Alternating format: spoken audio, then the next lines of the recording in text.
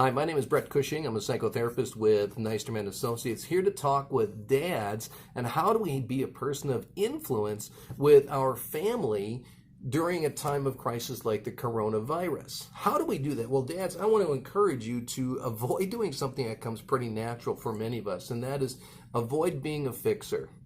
Okay, in times of crisis especially, we're feeling not a lot of control, but resist the temptation to be a fixer of everybody and everything. Instead, I want to give you this image. This comes from my son's bike. It's a reflector. And I want to encourage you, dads, be a reflector to your kids, not a fixer of them. So what do I mean by that? Well, we want to be reflecting back to them that we're giving them our attention. Give them your full attention during this time.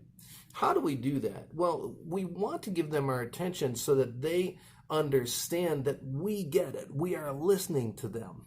We don't want to tune them out. So we reflect back to them the exact same words we're hearing them say. So when they come home or you come home and you hear them say, I am so tired of being cooped up in the house. This is so frustrating. You don't try to fix it for them.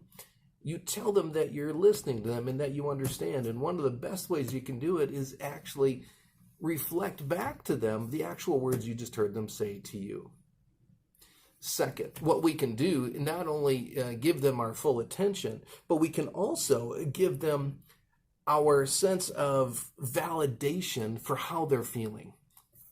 We can come home and we can hear our kids, we can hear our spouses being stressed out, understandably, that the kids are going crazy, nobody understands doing school online, etc. And those are very real and very understandable emotions.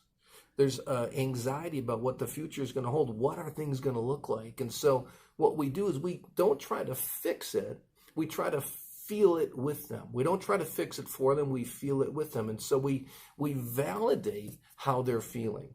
We don't tell them that they should be feeling something else. We tell them, yeah, this is really hard. This is really unsettling. And we show them that, yeah, those feelings are valid. We're reflecting back to them their words to show that we understand them and we're giving them attention. We reflect back to them their emotions so that they understand that, yeah, this is understandable, and we validate that this is a struggle. Next, what we want to do is we want to give them not only our attention, not only our validation, but we also want to give admission. When we get stressed out and we blow a gasket or we get upset and we don't act the way we want, we go back and we give them an admission. Say, you know what, Dad blew it here and I'm really sorry. That's a great gift to give our kids. It's wonderfully empowering for them, and we're reflecting to them our sense of values that we want them to embody. We're reflecting that as we embody it ourselves. And lastly, what we want to do is we want to have participation with them. This is a time to take advantage of being with your kids, being with your spouse. What I've learned in working a quarter of a century with teenagers is that they don't care how much you know until they know how much you care. And one of the ways you can reflect that to them is simply being with them. Play video games with them, do board games with them, just spend time going on walks with them and listening to them, validating how they're feeling, and you will have an opportunity here to be a dad of great influence during a turbulent time.